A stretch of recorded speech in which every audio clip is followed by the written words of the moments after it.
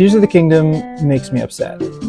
As a fan of Zelda for the last 25 years, I get sad when I think about my experience with this game. I took a pass already at writing about this game and had to throw out everything I wrote, because I was like 9 paragraphs in and realized that I was biting off a bit more than I could handle. See, I'm not here to suggest that Tears of the Kingdom is a bad game. It's not a bad game, and it would be a little crazy for me to suggest that it is. What I'm here to do is share what my experience was, because seeing people's reaction online being overwhelmingly positive, with no negative feedback really, I feel like I must be crazy. Because this game, for all of what it does right, it's doing Zelda wrong. So I bought and played Breath of the Wild in the summer of 2017, a few months after it came out. Just enough time for it to get plenty of positive feedback from critics and fans. So I went in expecting, at the very least, a good game, albeit different from previous titles. It was the largest world that they ever made in a Zelda game. That was the selling point. I remember being really excited to play a Zelda game with such a big world. They start you off in the game with a little bit of backstory and then drop you in as Link. So far so good, pretty typical for Zelda. Pretty much every Zelda game before this one did the same thing, so we're on track.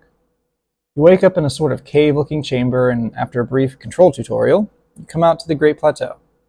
There it is, the shot from all the trailers. A shot that really sums up what Nintendo wanted you to focus on in this game. Look at that beautiful, expansive world. This is the definitive version of Hyrule, and it is beautiful.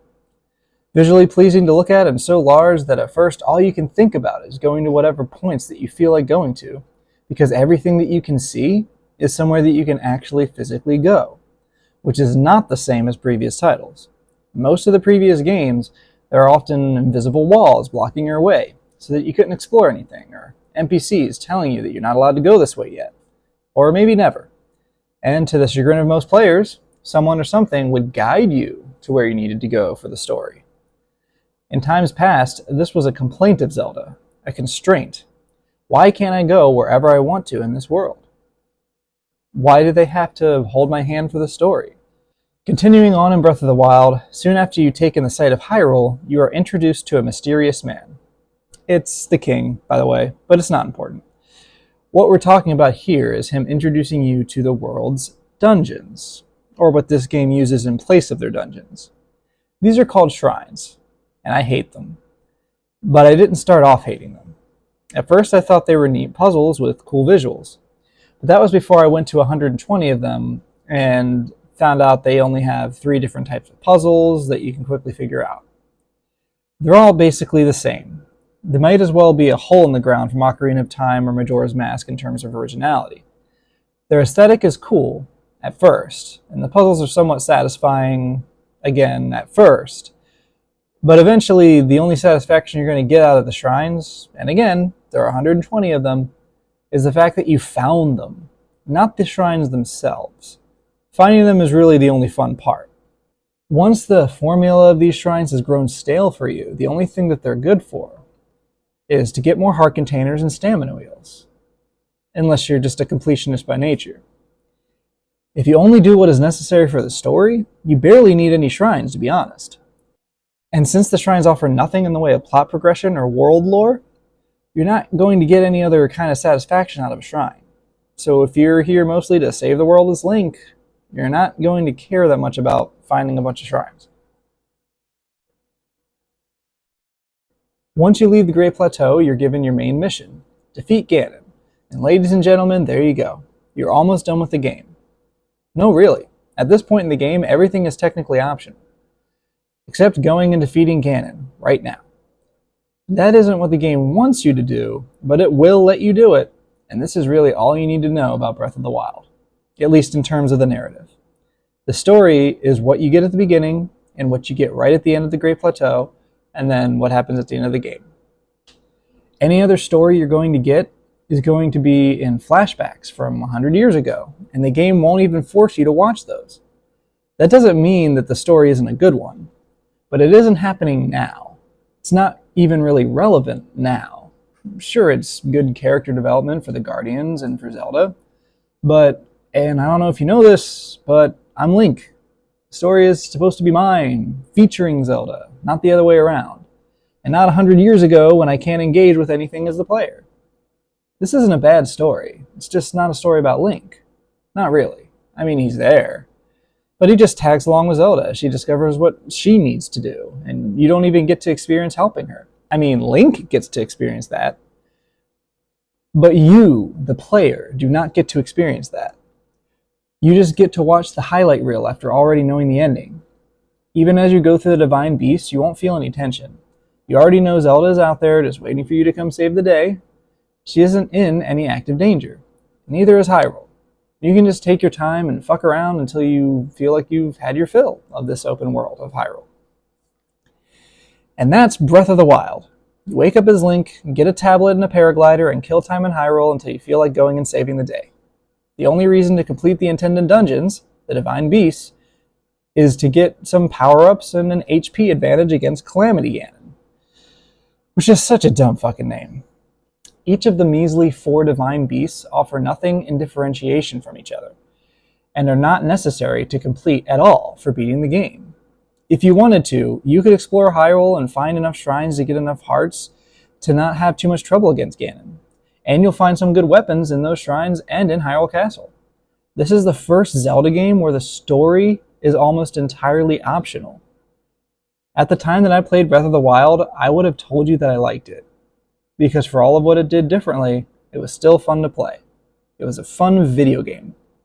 And even though it didn't really feel like Zelda, I wasn't too bummed out about it, because Zelda has always been established as a franchise where each entry has its own personality, theme, and presentation, to an extent. Ocarina is the timeless classic that tackled the transition to 3D. Twilight Princess is the emo teenager where you get to be a furry animal. Majora is the Doom-centric dark entry where death permeates every story beat and the clock is always ticking. Wind Waker is the whimsical Saturday morning cartoon whose characters are so well developed they could have their own TV show. And Breath of the Wild, well, it's pretty much just an Elder Scrolls game if they collaborated with Nintendo. But it was okay that Breath of the Wild was different, because I knew that, like times past, they would just shake it up again with their next game, do something a bit closer to form perhaps, but with a new theme, characters, and overworld. It wasn't like this was the new Zelda blueprint for the foreseeable future of the franchise.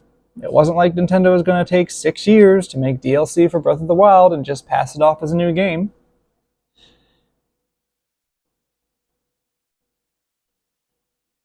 So why am I 6 paragraphs in and I've only talked about Breath of the Wild? Well, that's because you really can't talk about Tears of the Kingdom without talking about Breath of the Wild. While it might be a touch of hyperbole to suggest that this is just DLC for Breath of the Wild, there's a reason I was able to steal that joke from the internet.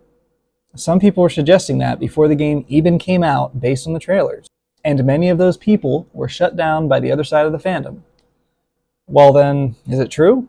Does Tears of the Kingdom offer a new map, new characters, new gameplay mechanics, and new story that all warrant a return to this world? Well, the answer to those questions is kind of, sort of, yes and no. But let me explain these answers, because on the surface, they might seem dishonest. I'm going to talk about each new and not so new aspect of Tears of the Kingdom, as it compares to Breath of the Wild, and give my thoughts on whether or not they're good changes, and whether or not they can even really be called changes or merely additions to existing material. Let's talk about the map. Now, this may be the easiest critique to make of Tears of the Kingdom, but the map is not new. It doesn't matter how much you add to the sky and the underground. If Hyrule itself is the same, it feels stale. This is the same Hyrule Castle I was just at in Breath of the Wild. Only now it's basically empty. At least last time it was populated by the enemy. There's an outpost right outside the castle that operates as your base, and man, does it feel just underwhelming. I mean, I guess you don't always have a hub or base to come back to in Zelda games, so it's not something they have perfected in the past. But for all of its flaws, Skyward Sword did the home base thing way better. Skyloft felt like home and had plenty to come back for. Here at the outpost, I feel like I'm just in Hyrule Field, but some NPCs came and brought their shit out here and decided to hang out. On top of that, I don't feel like I even need to be here. When I played this game, I only came back here if the game needed to if the game needed me to talk to an NPC like Pura or use the goddess statue and get some power-ups, I don't think I even used the shops or talked to anyone else because I had no reason or desire to do so. These people don't even know what's going on in the game. Being here feels disconnected from the story. But don't worry, we'll get to the story. The Skylands are a cool concept, but they mostly end up being platforming segments for some items, or in some cases, stepping stones to dungeons. Being in the Skylands is never really the destination. It's just a tool used to get a thing, or to get to the shrine or temple. And I mean, let's be honest, none of the Skylands stick out as different from each other. They're all just a bunch of floating rocks, populated occasionally by some Zonai, who I could not possibly be less interested in. They already did this idea in Skyward Sword with the robots. It wasn't compelling then. This is just the same thing. What about the depths? Well, it sure does seem like a cool idea, venturing down into a network of caves underneath of Hyrule. But all you're going to do down there is get lost, get spanked by the Yiga clan for 5 minutes, and do an uninspired final dungeon towards the end of the game that makes me feel nothing. This is the same map, with new areas to explore. This is the same map with some new areas to explore. The reused main area cheapens the experience of exploring the new areas because I'm constantly re-experiencing old content in between any new content, and the old content is still where the important shit is happening.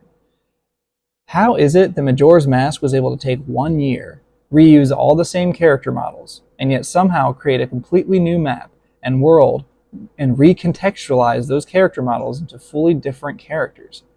In 1 year, they were able to make a better game that reused huge amounts of the previous title, but it's still a completely different map and completely different experience. Ironically, Majora's Mask was able to use the familiarity of the character models to contribute to the narrative, rather than detract from it. By making them different characters who look the same as characters from the last game, it contributes to the eerie vibe of the game. Familiar, and yet not. This isn't Melon, it's Cremia, whose younger sister is the child model of herself. But Termina is completely distinct from Hyrule in every conceivable way, and they did it in a year with inferior hardware. It really is super frustrating, because at the beginning of the game, you go below the castle, get ass-fucked by some zombie Ganon, he steals your girl, and you wake up in a completely new area. I was super excited because I thought everything from that point on was going to be a new world. But then an hour later, after talking to the ghost of the guy from where the story is actually taking place, which is not here, you're plopped right back into the world they just sold us 6 years ago. A world that now makes me do nothing but heave a big sigh, because it's old news. I've been here, I've done this, and now you want me to do it again, and pretend like it's all shiny and new. But it's not. It's just a better version of the same thing we did. It's like if Breath of the Wild was that off-brand cereal at Lidl called Fruit Rings, and Tears of the Kingdom is the actual Fruit Loops. If all you ever had was Fruit Rings, you'd be happy, because you wouldn't know any better.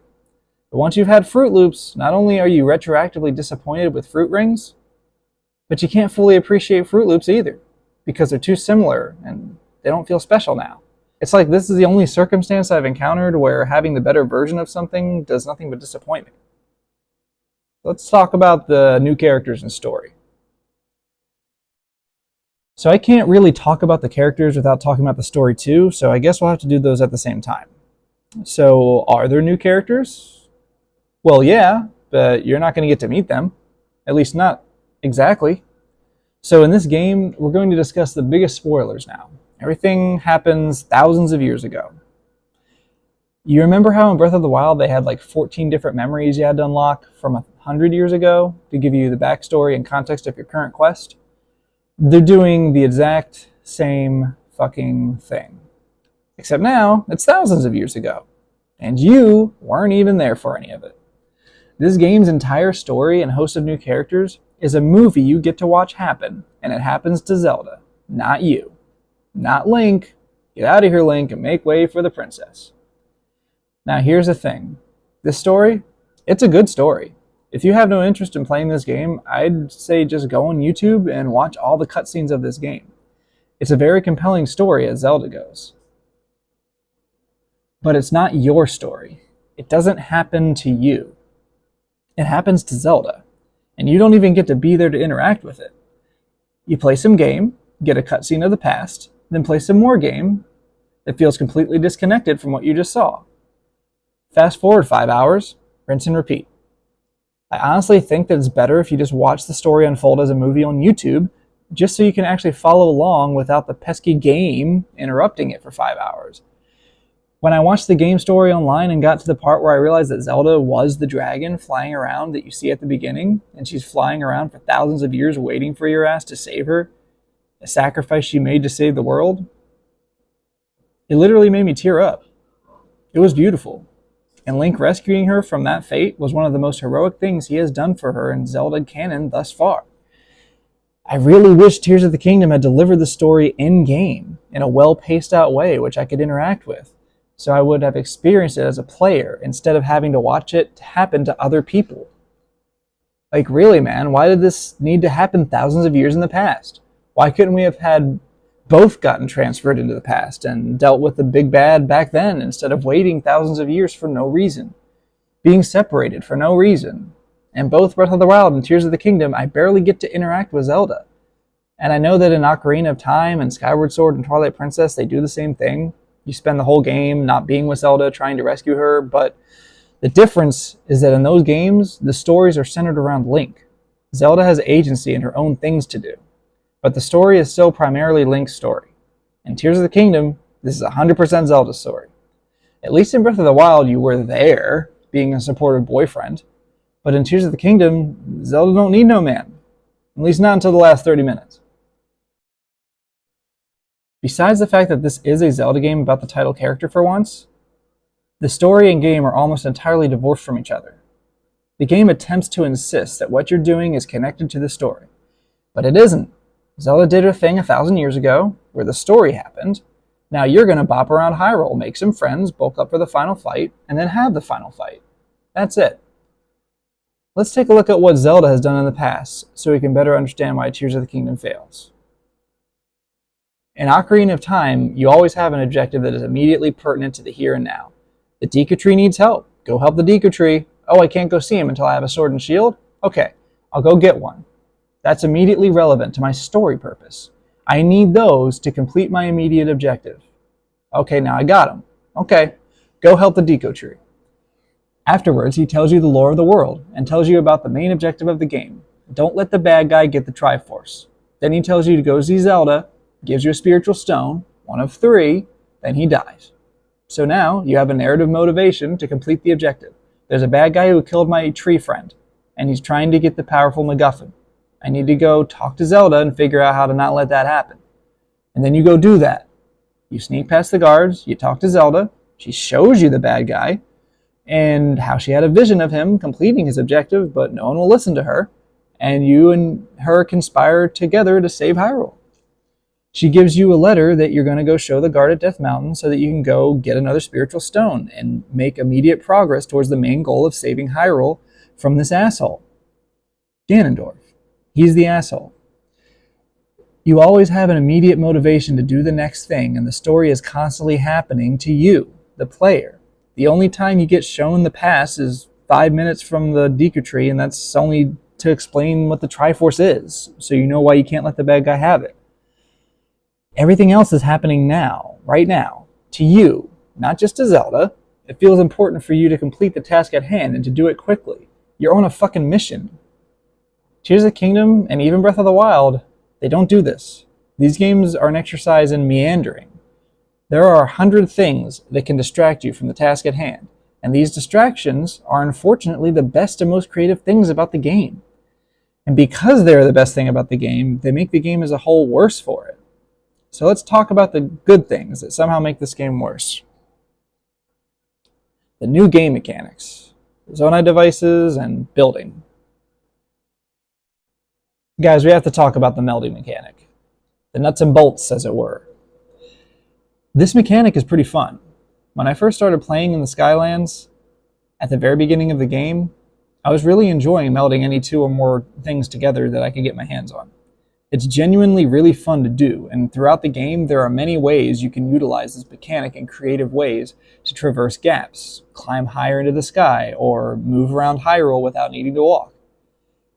If this was a different game, more similar to Minecraft or Animal Crossing, where the objectives of the game weren't as pertinent or adventurous and you were rewarded more actively and tangibly by your creativity, this could have been great. But here's the thing. It's too much. It's way too much. It gives you entirely too many possibilities to think about when trying to get from point A to B, when you're in the middle of a quest or a dungeon. And while I believe their intention was to give you options so that your experience can be your own and different from anyone else's, what it translates to is frustration over seeing a bunch of pieces of shit laying around and wondering where the hell to even start. If all I want to do is get to the chest, to get to the end of the shrine, I'm going to do the quickest solution I can think of. Not the most creative, just the quickest. In a perfect world, I would figure out a creative solution and feel proud that I thought of the way forward all on my own. But in practice, if I was on a higher platform and there was nothing in my way, I'd 100% just paraglide over to the thing if I had the option. It is fun to experiment and build shit, but when I have an active objective to get from here to somewhere else, I don't want to take my time and experiment. I want to hurry up and get to the goal so I can reap the reward or progress the story.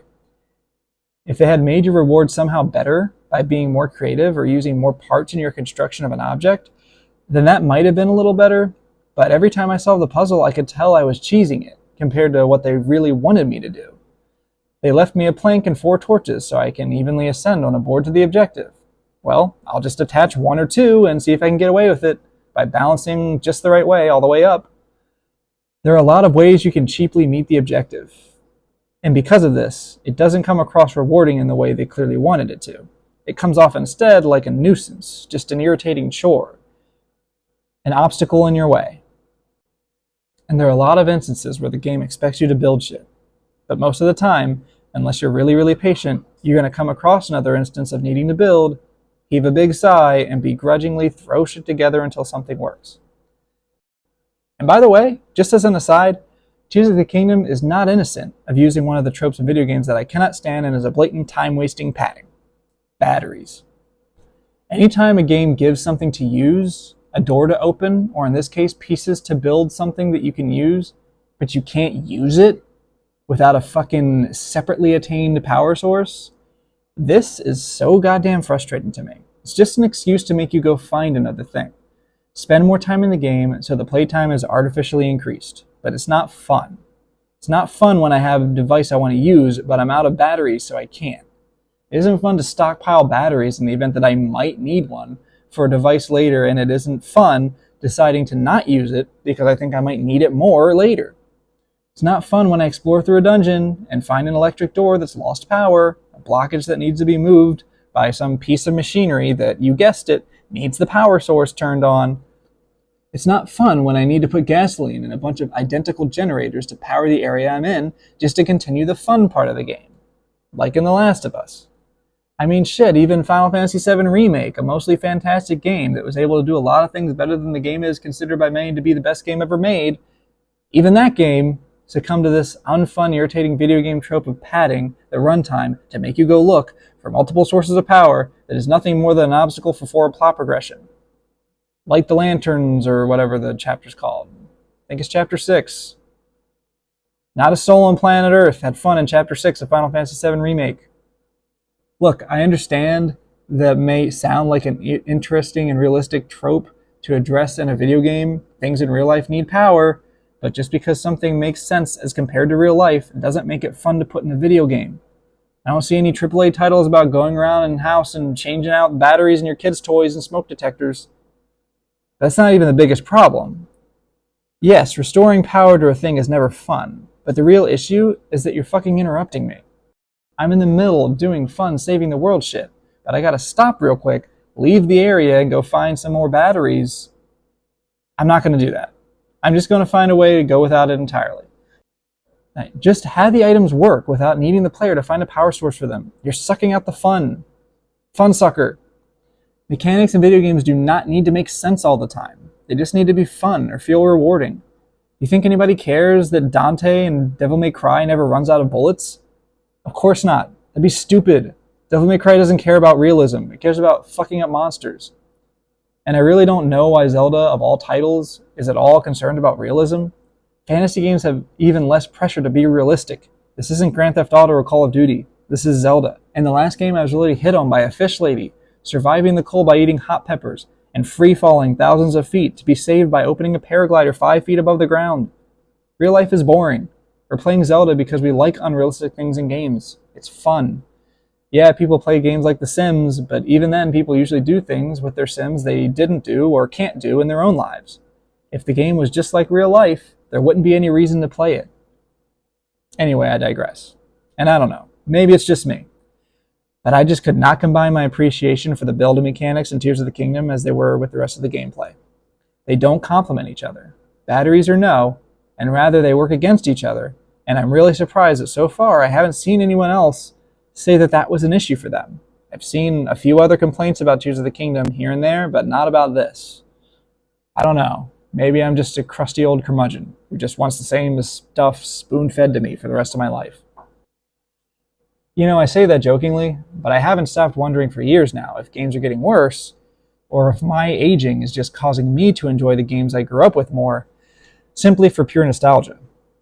I can come up with all of these reasons why Tears of the Kingdom disappointed me, or why I wish there was a way to play Final Fantasy VII Remake in pure turn-based ATB, or how I haven't really enjoyed a Final Fantasy game since Final Fantasy X, with the only exception being the aforementioned 7 Remake, which is indeed glorious, but I wonder if I would like it as much if I wasn't already nostalgic as fuck for the characters and story.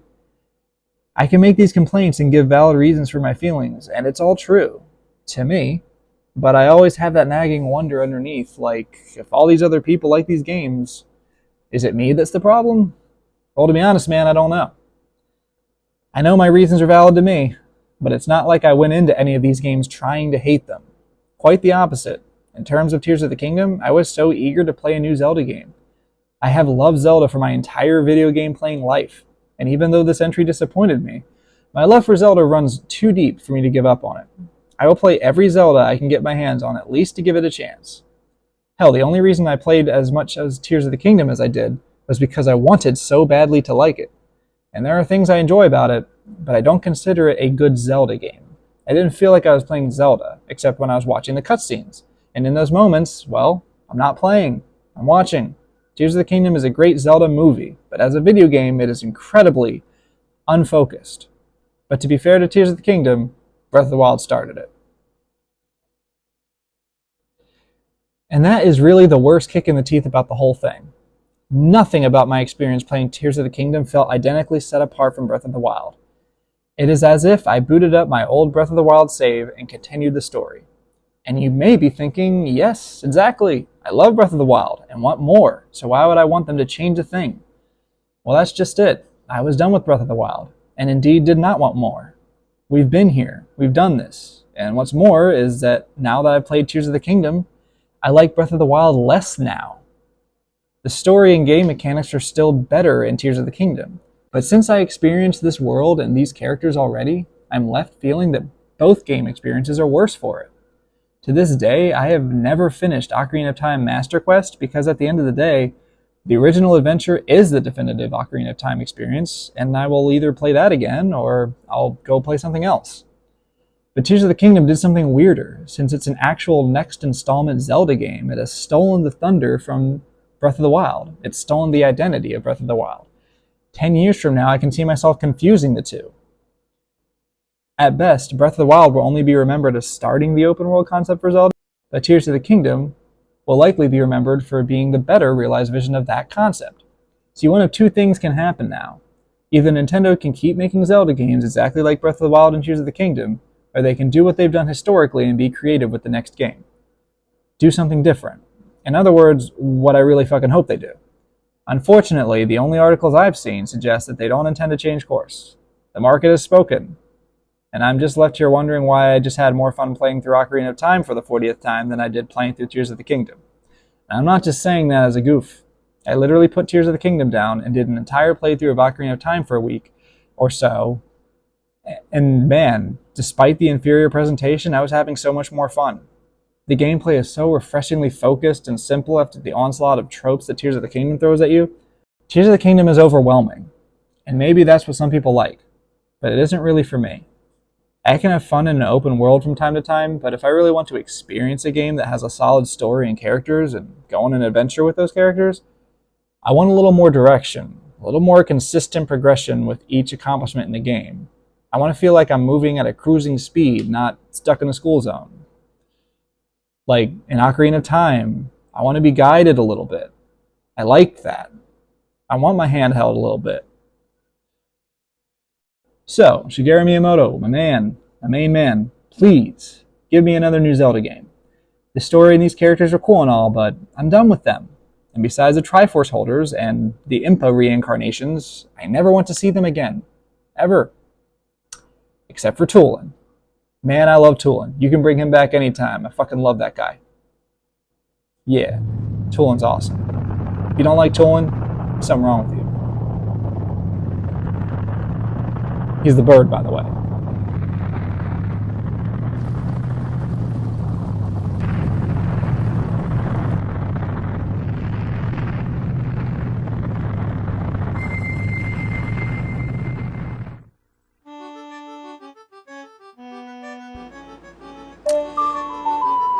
Hey guys, thanks for listening. This is kind of a new thing I'm doing, a new series of podcasts, and I don't want to get ahead of myself and say exactly what anything's going to be. I've done that before, and then I end up changing everything that I end up doing, so it is what it is. This was kind of a trial run of what I'll be calling podcasts, I guess, since this is mostly just audio with a little bit of background to look at.